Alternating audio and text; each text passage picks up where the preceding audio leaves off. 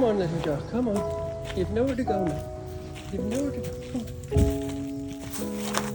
What if I put my hand there now? You don't like that, do you? Now, I think it's important to remember just how bad Stella was when we first found her. It was a local lady called Kat who actually called us and said that this dog had been spotted in the area, and she had some sort of something tied around her neck. So Sybil went down and she called me. We were very busy that day, but she called me, and by chance she'd managed to shepherd little Stella into a villa which had like big walls around it. So we're very, very lucky in terms of being able to catch her, because any other way we wouldn't have been able to catch her.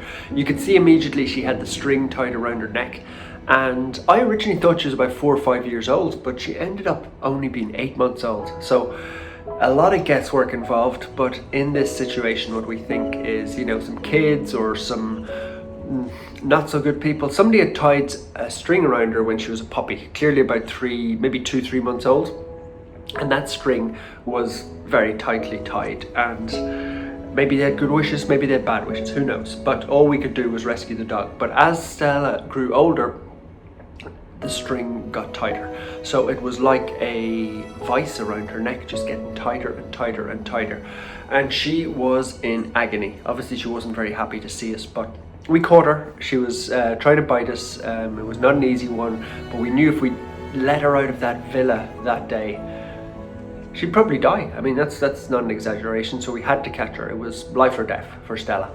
Luckily we got her. It wasn't easy, but we got her to the vets, and they immediately, I mean, she didn't come quietly into that vet's, let me tell you that. The 2 vet girls who are brilliant were helping me. Sybil was helping me. I was carrying her in a bunch of blankets so she wouldn't bite. And we got her in, and they sedated her, which means put her to sleep for a short time so as they could, you know, treat her. And they did. They got the string out of there. I don't know the exact medical stuff that they did, but they, you know, brushed it up and cleaned it out and got all the bad stuff out of the wound. And they were able to do that when she was asleep, which was great. But then she woke up and she was obviously just as traumatized still. She was still trying to attack the vets, attack us, but the vets, you know, she couldn't stay at the vets, so we got her back into a cage and Sybil brought her to the land. And the video that you saw at the weekend was me trying to befriend her, and she was having none of it. Poor little Stella was terrified. I mean, she's never known anything in her life apart from pain. So what happened next was really, really incredible. It happened on day 6. So the last video we made where she was terrified was about day 4.5, 5, I would say, and this was day 6. So I arrive to the land to do the morning, which is a busy time. You've got to let out all the dogs. You got to they all want to eat at the same time, they want to pee at the same time, they want to walk at the same time, so the dogs are quite, you know, active. They hear the bite coming, and so I'm already a little bit stressed, and I come in, and who is waiting for me beside the kennels? Stella.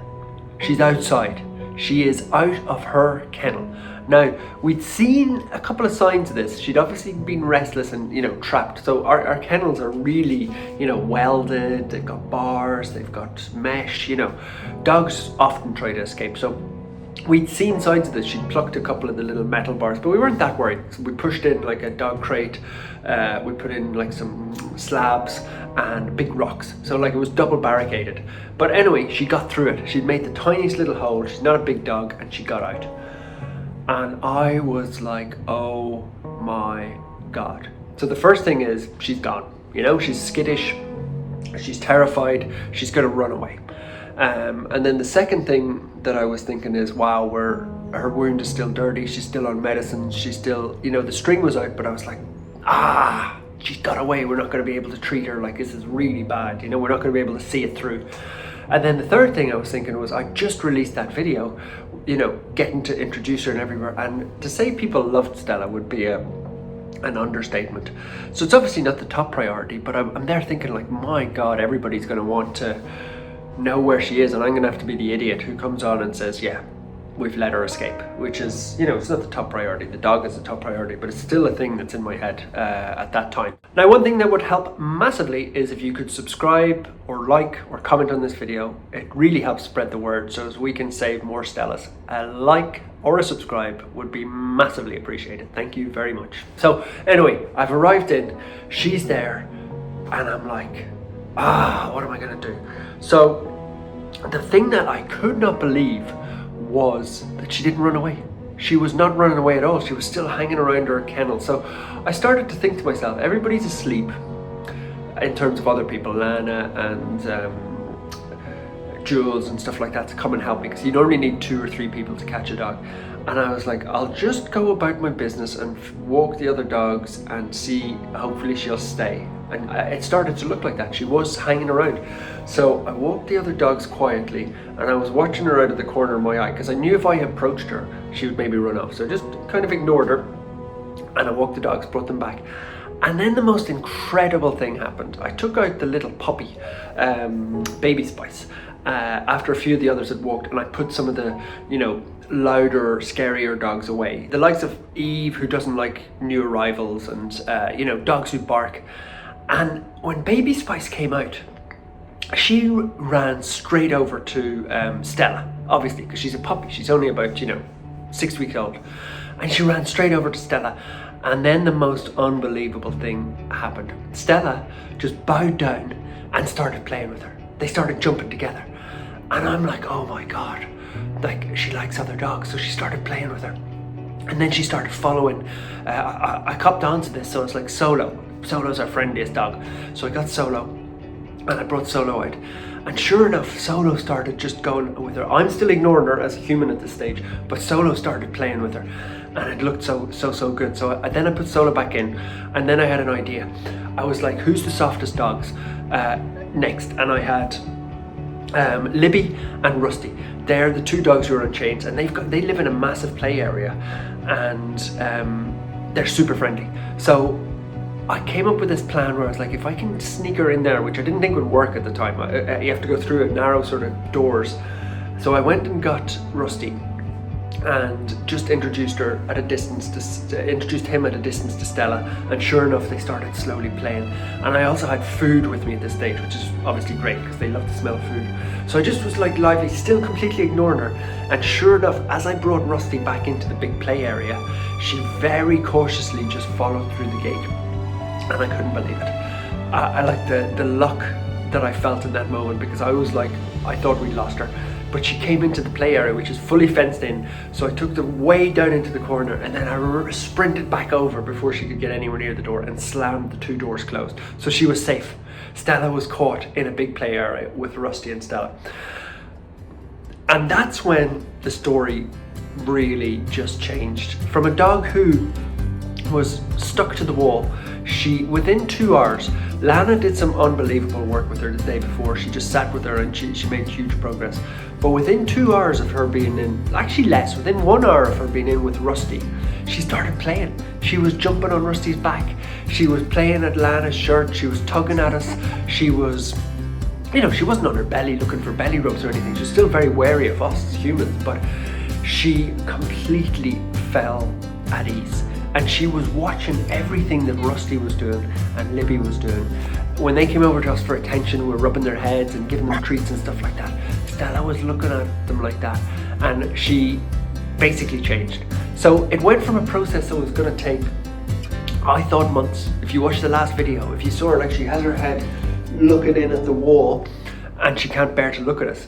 In 1 day, from that, 1.5, she flipped 180 to a dog who was trusting, happy, taking food, and a big factor, I think, was, the more I thought about it, like, her initial wound was so deep and so painful that had actually lessened, you know, like we were treating it, and we sprayed stuff onto it, and like it was starting to scab over. So like, I was thinking, I used to, you know, if you have a cut on your hand, it's quite painful, right? She's got a cut going all the way around her neck like this, really deep. So she was in agony. Whereas now, 6-7 days later, that was starting to heal. She got out into a big open space. So I like the way to think about it is that she actually we weren't going to move her. We were not going to move her from that kennel for about a week. We were just like, let her decompress, bring somebody sit with her, bring her treats, you know, like we were doing in the video.